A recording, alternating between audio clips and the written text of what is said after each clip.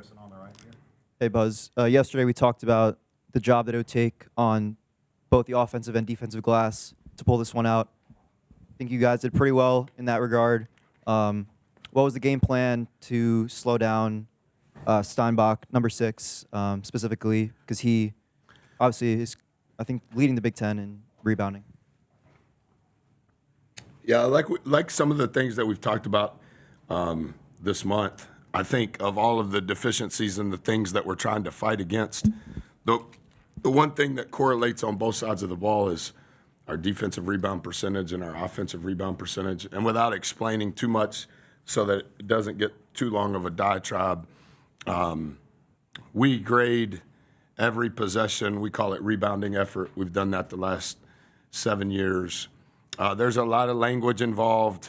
There's a lot of technique involved. None of it is like otherworldly, but I think from an accountability standpoint, what we've tried to do, we're not there yet. We're broaching it.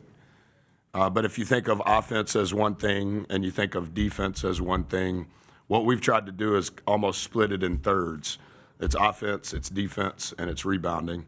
Other than field goal attempts, rebounds are the second highest volume thing in the game. And so we assign certain guys certain responsibilities relative to offensive rebounding.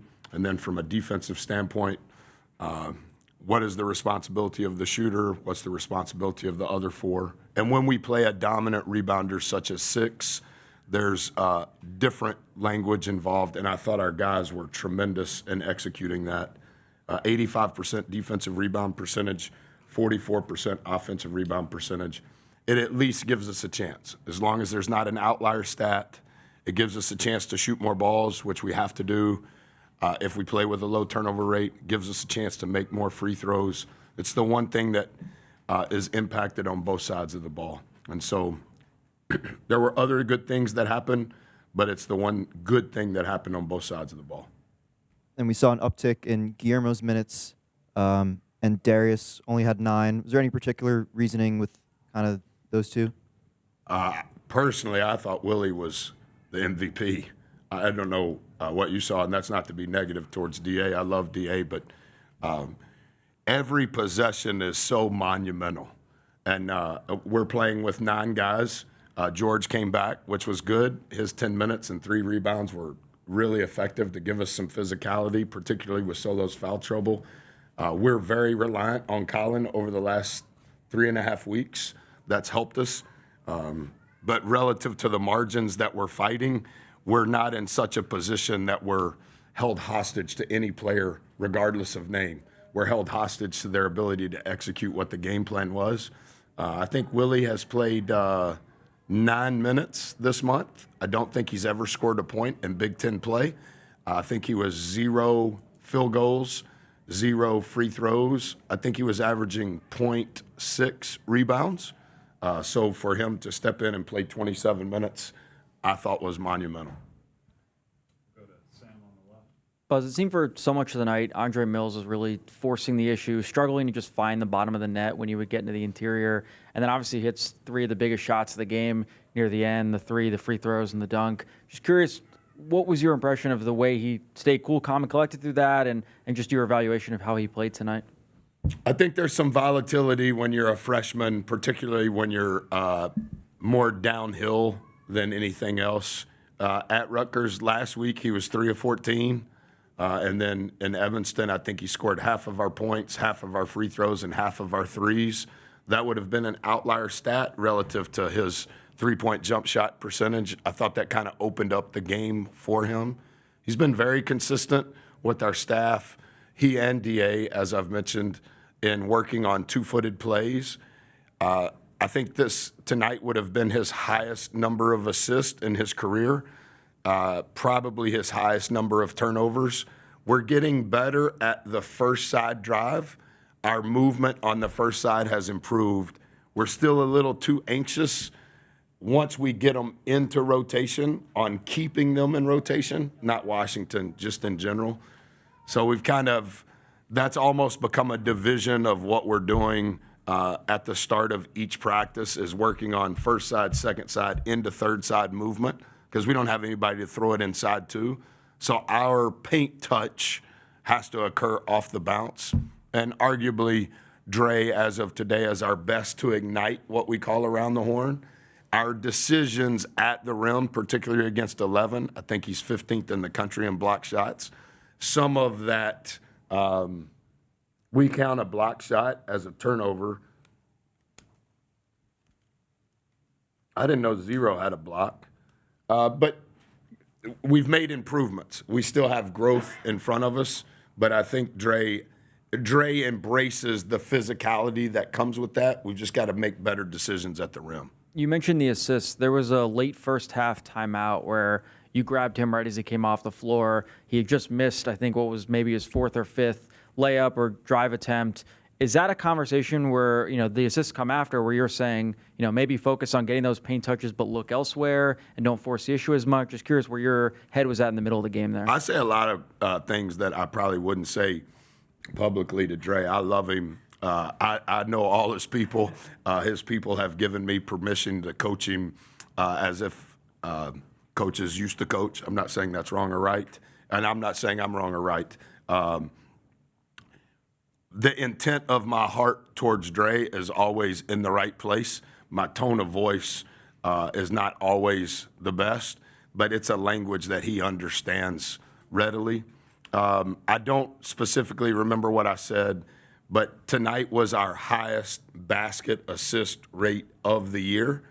So we are making progress. I think what happens, and we talked a little bit about it at halftime, but kind of similar to rebounding, as the ball is moving off the bounce, the ball has eyes. So there has to be somebody in front, there has to be somebody behind. And now how are we utilizing Colin relative to that? Because he's only going to get a touch above the rim. And then the fifth guy is always the one more. And we're struggling getting somebody behind. We were in the first half. So I would say that's probably what I was hollering at Dre about, because Dre is used to igniting it. And when somebody else is driving it, he doesn't do a good job in the movement. But when it comes back to him on the second side, now it becomes even better. And so if I was guessing, that was probably what I said. And in my last time out when I was screaming at him in the game, it was because of the same sort of genre of conversation. Yes, sir.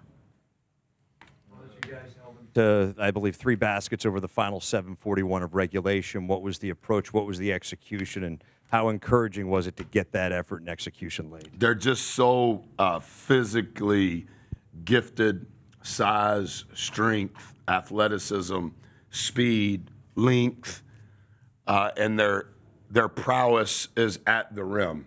And so everything that we were trying to do from a defensive standpoint, even though we struggled contesting threes in Illinois, in the month of February, we have improved over 200 spots in protecting the rim.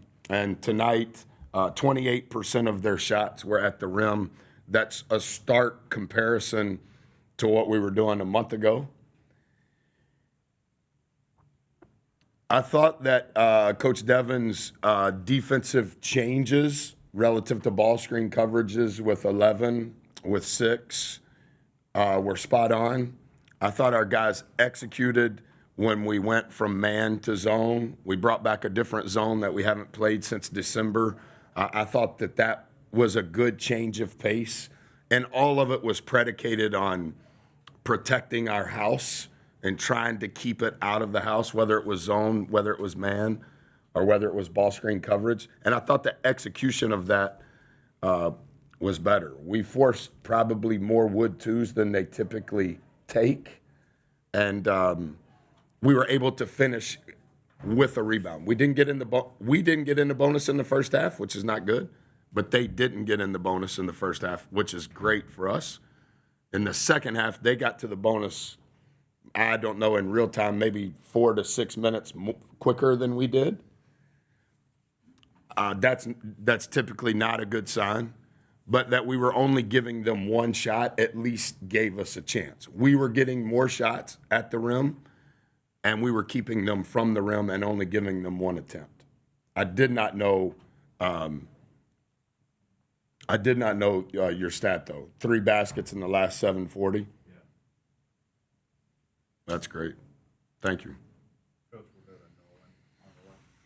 We've seen your rotation shorten a little bit over the last few weeks. Your players coming off the bench this night. You had 54 minutes off of there, and that even with Biggie, who's been the typical bench guy in recent games, only getting 6. Can you talk about what was different tonight from those guys and the importance of that for the team? Yeah, I would have to think through your question a little bit. I know George has missed the last 3 games, I believe. So we haven't been able to practice 5-on-5 since before Valentine's Day. George was released on Thursday morning when we got back from Evanston. Are you saying we played more guys or more minutes from those guys off the bench? Well, Willie skewed that number. Willie ate up some of those minutes that were going elsewhere. But similar to what I said, I'm thankful for all of those guys in their heart and trying to have resilience through all that we've been through. And I think the teammate that Diggy was, the teammate that DA was on minutes that were typically theirs that are going to Willie, they were probably more vocal than Willie is when Willie's sitting on the bench. Willie doesn't necessarily speak English as well as you and I do, but man, I thought he was. I just think he understands space. I think the ball never sticks. I think he understands how to create a shot for somebody else, and there's a chance that he can make a shot. He's a little oblivious. Like when you say Ken Palm, top 50, he has no idea.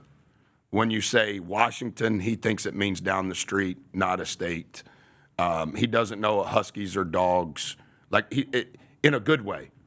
Like he has a really good demeanor. He's probably the most beloved teammate in our organization.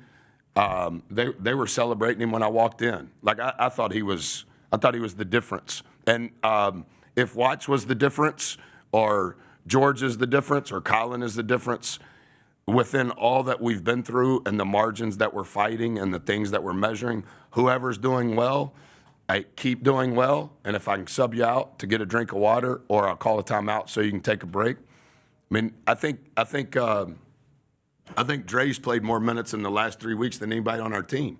I wouldn't have thought that in January, but I also think his efficiency in the month of February drastically different than any other perimeter player on our team. And so it's not specific to, well, he's a freshman, no, who can help us relative to executing the plan and giving ourselves a chance to win? Coach, want to stay on the left side? Hey, Buzz, Christian Jackson. Kind of going back off that, how do you feel like, not giving away too much, but how much do you think that Guillermo's size, shot creation, and IQ can help you guys further down the road? His IQ is really good. Can he stay in front of a fast guard? That's to be determined. Can he keep a fast guard from taking the ball from him? He did today. I think how we train has really benefited him. I think his body has changed. I think his consistency of playing here versus European in regards to the pace, in regards to the physicality, I think he's beginning to adjust to all of that. And I think the job that Coach Gepp has done in the weight room with him, and not just all of the team workouts, but all of the extra workouts, he needs just as much time in the weight room as he does on the floor, because it's not a skill thing. But when speed, athleticism, and strength restricts you from doing what you can do, okay, well, then that changes your game. If you're playing in the logo, you're probably not very effective. But if you can get under the defense, now you can make good decisions. I thought there were a couple of the shots that he took that were just okay, some of those wood twos, but I also thought that those 2 threes he hit, considering we're not as proficient from 3 as we'd like to be, those were big shots for us. And I thought Watts's one I don't know what Watts was shooting 22% from three going into today in conference play. And that's manna from heaven. We made 10 threes. Yeah, that's great. Go to Eli on the left. And this might be the last one for the players. Hey, Buzz. Huh? I imagine when Guillermo threw that last lob, it felt like it was Yeah, come on, man. What are we doing? not a green light to throw The game was won, right? What was the score when he threw it? 52-60. Well, then maybe it was a good decision. I just stood there. I couldn't believe he threw it. But I had a bad angle. Did somebody say he got the block on the other end? But when he blocked it, he didn't gain possession. Is that correct? Wasn't it kind of a scrum? And Dre threw it to Willie?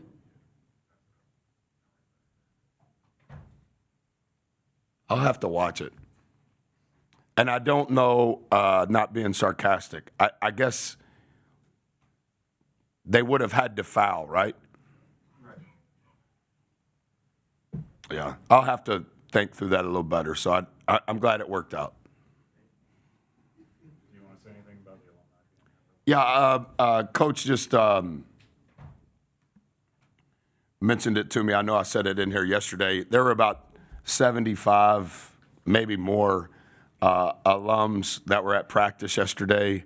I didn't think practice was very good. They probably didn't either. There were a bunch here this morning at shoot around, and now we're going to the event. It's just been, for someone that's new, to better understand the people that have planted and created the sustainability of the program. Is just, I'm excited to take a shower and go up there.